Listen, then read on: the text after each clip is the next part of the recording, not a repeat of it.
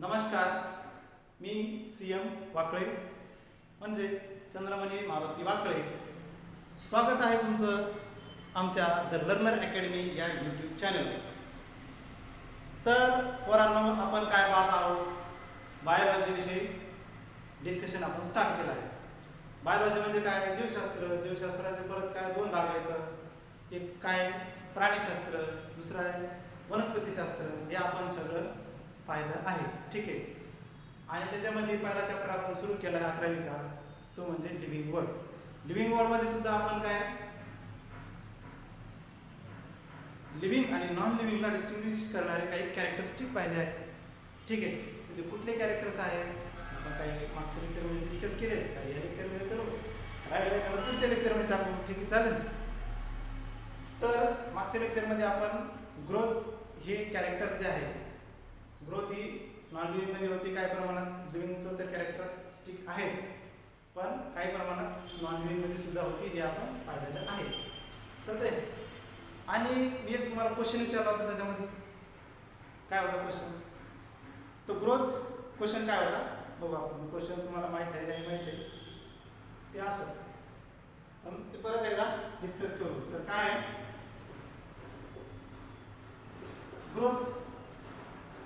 Growth ही काय दोन प्रकारची. पहिली आहे डिटर्मिनेट ग्रोथ आणि सेकंड दुसरी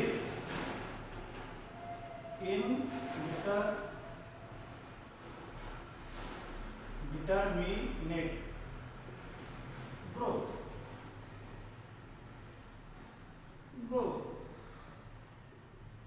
ओके. तर डिटर्मिनेट ग्रोथचं एक्झाम्पल काय पाहिलं आपण? ॲनिमल्स. ठीक आहे. इनडिटर्मिनेट ग्रोथचं एक्झाम्पल काय पाहिलं? प्लांट्स. क्वेश्चन असा होता की डिटर्मिनेट ग्रोथमध्ये काही ॲनिमल्सचे एक्सेप्शन्स आहेत आणि इनडिटर्मिनेट ग्रोथमध्ये सुद्धा प्लांट्समध्ये काही एक्सेप्शन आहेत. तर ते कोणते आहेत एक्सेप्शन? प्रश्न असा. प्रश्न कुठला होता? So which of the exceptions in a indeterminate growth of animals and which of the exception in a indeterminate growth of plants. Plant आणि ॲनिमल्समध्ये कुठले एक्झाम्पल्स आहेत किंवा एक्सेप्शन्स काय आहेत? काय आहेत एक्सेप्शन? असा प्रश्न होता.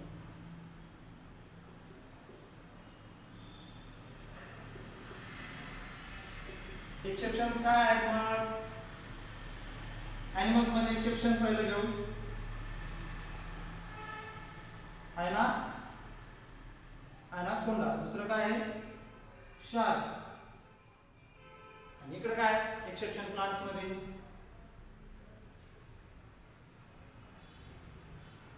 पोटॅटो आणि टोमॅटो. ठीक आहे. पोटॅटो आणि टोमॅटो,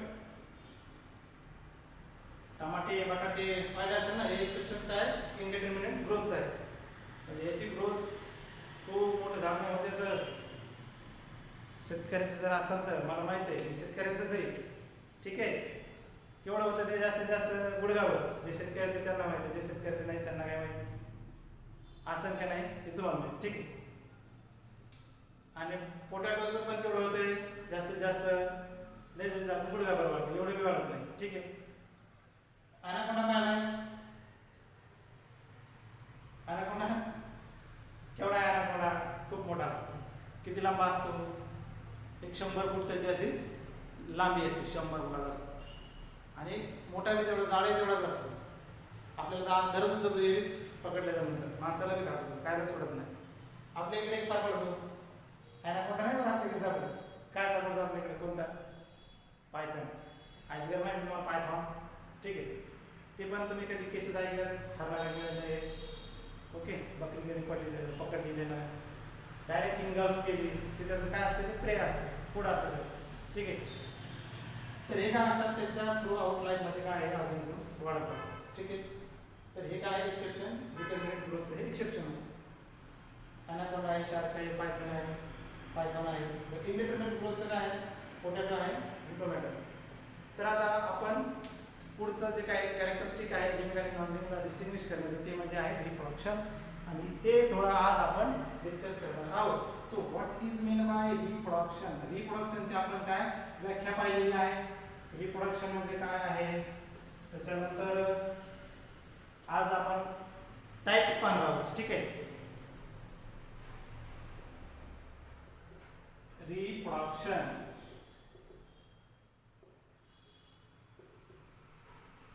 रिप्रोडक्शन म्हणजे काय? प्रोडक्शन ऑफ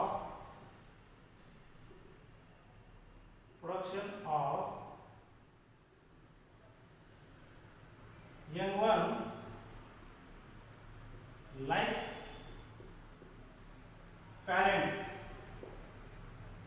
पॅरेंटच्या सारखंच तुम्ही जे काय पॅरेंट्स असतात ते त्यांच्या यंग वन्सना बर्थ देतात, त्याला काय म्हणतात?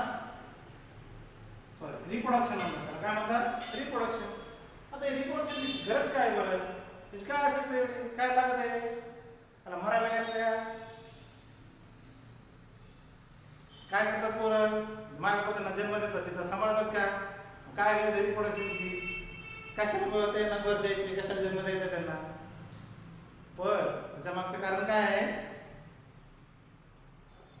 Requirement of reproduction. 1-2 मार्क बघू आपण. काय रिक्वायरमेंट त्याची?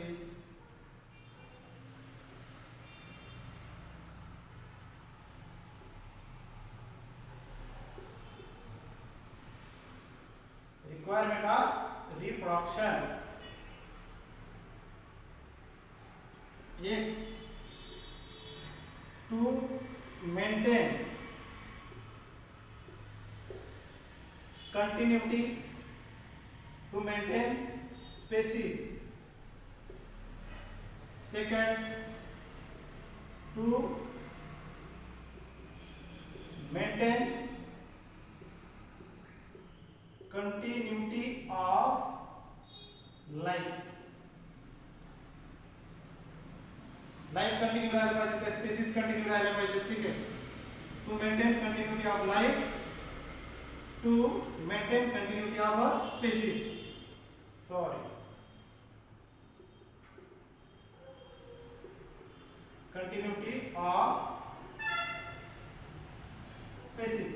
एखादी स्पेसिस आहे, आता ह्युमन्स आहेत, याने जर रिप्रोडक्शन बंद केलं तर मुलांना जन्मच नाही दिले की एक दिवस मरण संपन्न पृथ्वी होऊन. हे यांना कंटिन्युटी करण्यासाठी ठेवण्यासाठी त्यांचे काय ऑर्गॅनिझम त्यांच्या पिलांना काय त्यांना जन्म द्यावा लागतो. ठीक आहे. मग ह्युमनच नाही तर कुठले बाकीचे एक्झाम्पल्स घ्या. प्रत्येक स्पेसिस काय करते, स्वतःची काय जे काही स्पेसिस आहे किंवा स्वतःचं काय लाईफ आहे ते मेंटेन राहावं, त्याची कंटिन्युटी 1 जनरेशन टू 10 जनरेशन ही पास होत राहावी, म्हणून हे रिप्रोडक्शनची आवश्यकता असते. ठीक आहे. तर रिप्रोडक्शन हे 2 प्रकारचे असतात. रिप्रोडक्शन हे काय आहे? 2 प्रकारचे गुण. नंतर असं जसं बायोलॉजी वगैरे सगळं पुढे चाललंय, सगळ्याचे 2 प्रकारे करणार. आणखी स्टार्टिंग आहे, अजून पुढे लय बाकी. ठीक आहे. याचे पुन्हा 2 टाईप असतात. पहिलं काय?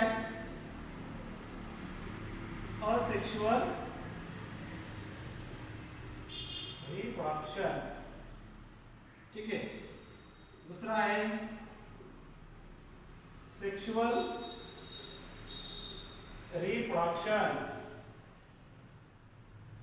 असेक्शुअल रिप्रोडक्शन आणि सेक्शुअल रिप्रोडक्शन हे रिप्रोडक्शनचे 2 प्रकार आहेत. ठीक आहे. आता याच्यामध्ये आपण आज असेक्शुअल रिप्रोडक्शन पाहू. सेक्शुअल रिप्रोडक्शन हे पुढच्या लेक्चरला. ठीक आहे. पण सेक्शुअल रिप्रोडक्शन म्हणजे काय, नेमकं काय आहे, किंवा असेक्शुअल रिप्रोडक्शन काय आहे ते आज बघू आपण. ठीक चालते की नाही राव?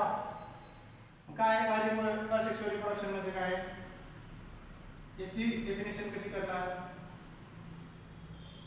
It is a process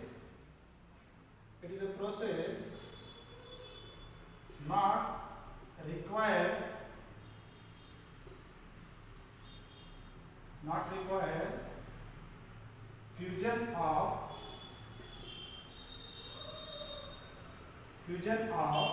2 compatible gametes.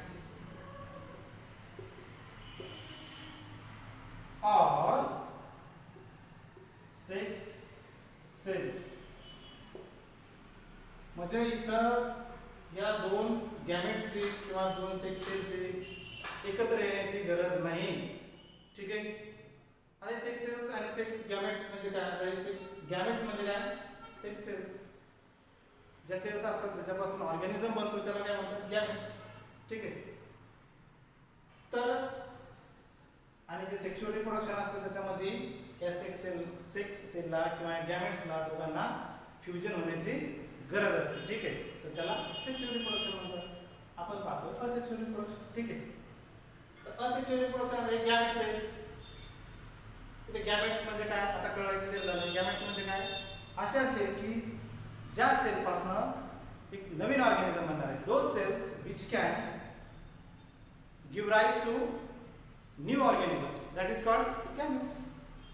आणि त्यालाच काय म्हणतात? Sex cells. आता त्या सेक्शुअल रिप्रोडक्शन मध्ये पाहू सेक्स सेल कुठल्या येतात किंवा गॅमेट्स कशाला म्हणायचे काय. ठीक आहे. आता असेक्शुअल रिप्रोडक्शन. असेक्शुअल रिप्रोडक्शन जे काय ऑर्गॅनिझम बनतात, दिस process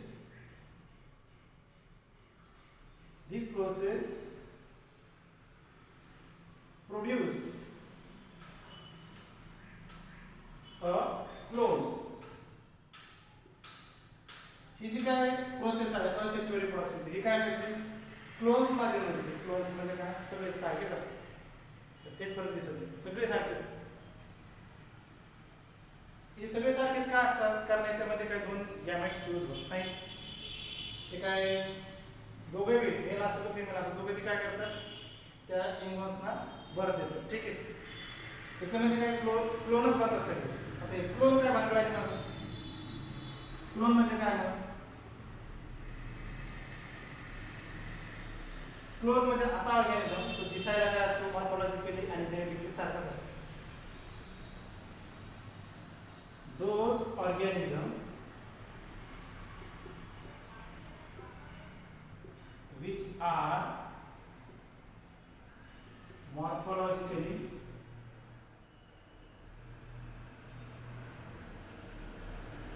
and genetically are identical. Identical म्हणजे कसे? सारखेच असतात. असा ऑर्गॅनिझम मॉर्फोलॉजिकली आणि जेनेटिकली आयडेंटिकल असतो त्याला काय म्हणतो? क्लोन म्हणतो. आणि क्लोन कशामध्ये? ते कुठल्या प्रोडक्शन म्हणतो? Asexual reproduction. ठीक आहे. तर असेक्शुअल रिप्रोडक्शन खूप प्रकारमध्ये होते. Asexual reproduction occur different way. So we are going to discuss about some way which occur in a asexual reproduction. So first one,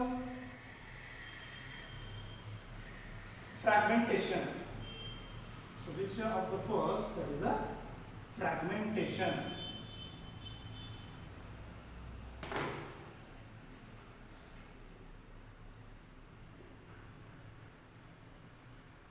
fragmentation. Fragmentation म्हणजे काय? तुकडे तुकडे होणे. एक मल्टीसेल्युलर ऑर्गॅनिझम असतो तो काही कारणानं काही बाहेरचा फोर्स आला पडला असेल त्याच्यावर काही प्रेशर पडला असेल त्यानं काय होतं? तो वेगळा होतो. त्याचे वेगळा होतो म्हणजे काय? तुकडे पडतात त्याचे. डायरेक्ट तुकडे होतात एका ऑर्गॅनिझमचे, मल्टीसेल्युलर ऑर्गॅनिझमचे. ठीक आहे. मल्टीसेल्युलर ऑर्गॅनिझम असतो त्याचे तुकडे होतात आणि त्या तुकड्यांपासून एंटायर ऑर्गॅनिझम नवीन बनतो. त्याला काय म्हणतात? फ्रॅगमेंटेशन. फॉर एक्झाम्पल आता हे काय? हे समजा काय आहे? तर याचं एक्झाम्पल काय? स्पायरो काय?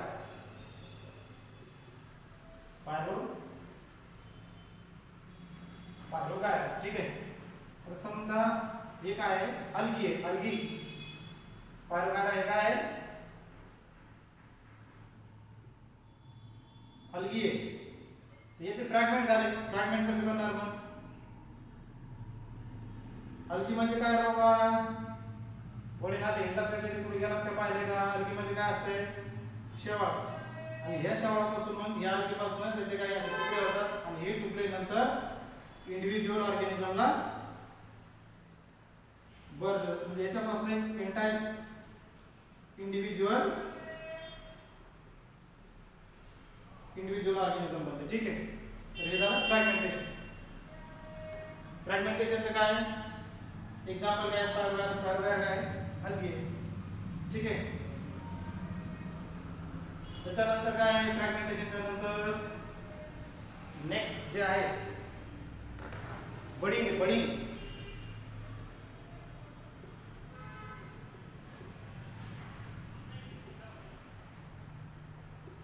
आता हे बडिंग काय तर याच्यामध्ये ऑर्गॅनिझम आहे जे काही मदर सेल असते त्याच्यावर काही बड फॉर्म होतात आणि त्या बड त्या मदर सेलपासून तुटून वेगळ्या होतात आणि तुटून वेगळ्या झाल्याच्या नंतर त्या स्वतः ॲज अ इंडिव्हिज्युअल म्हणून ग्रोथ होतात. त्याला काय म्हणतात बडिंग. याचं एक्झाम्पल काय आहे बडिंग ईस्ट.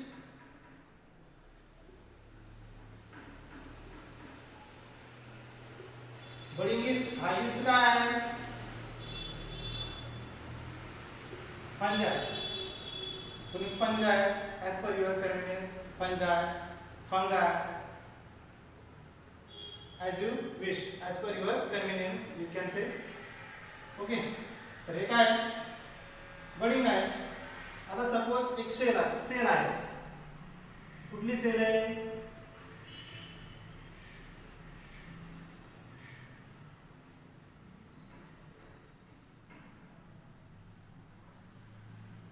सपोज ही काय आहे मदर सेल.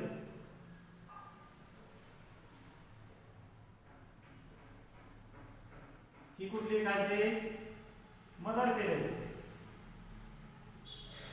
आणि या ज्या आहेत हे काय बर्ड सेल. तर या मदर सेल पासून काय होतं हे ज्या काही बर्ड सेल्स आहेत या सेपरेट होतात आणि सेपरेट झाल्याच्या नंतर ॲज अ इंडिव्हिज्युअल म्हणून त्या काय ग्रो व्हायला लागतात. ठीक आहे. हे काय बडिंग. बडिंग काय त्याचं एक्झाम्पल काय बडिंग ईस्ट. ईस्ट काय हा फंजाय. फंजाय कसं म्हणायचं मराठीत काय म्हणते त्याला बुरशी. काय बुरशी. आणि हा फंजाय काय हा युनिसेल्युलर आहे.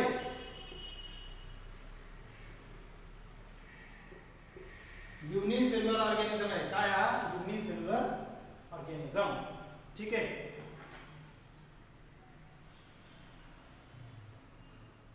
आणि त्याच्या पुढचं जे काय आहे एक्झाम्पल असेक्सुअल रिप्रोडक्शनचं ते काय स्पोर फॉर्मेशन. ते काय आहे स्पोर फॉर्मेशन.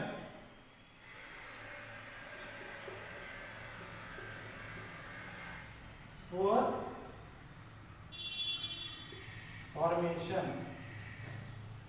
आता हे जे स्पोर फॉर्मेशन याचं एक्झाम्पल काय आहे क्लॅमॅडोमोनास. काय आहे क्लॅमॅडोमोनास. याच्यामध्ये सुद्धा काय होतं सपोज ही मदर सेल आहे.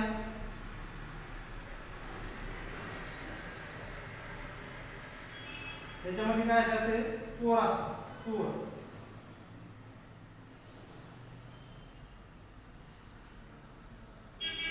या अशा काय याच्यामध्ये स्पोर असतात.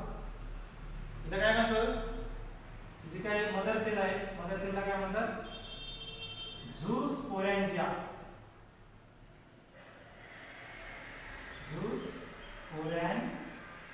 झूस्पोरॅन्जियम किंवा झूस्पोरॅन्जिया. झूस्पोरॅन्जियम. ठीक आहे. मदर सेलला झूस्पोरॅन्जियम म्हणतात.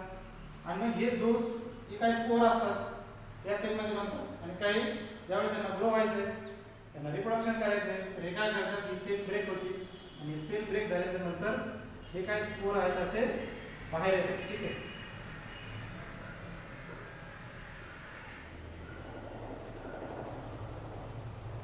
असे स्पोर बाहेर आल्याच्या नंतर काय होतं ते याला असे फ्लॅजेला येतात आणि ते स्वतः इंडिव्हिज्युअली काय होते मग इंडिव्हिज्युअली ग्रो करायला लागतात. ठीक आहे. याला काय म्हणतात मग हे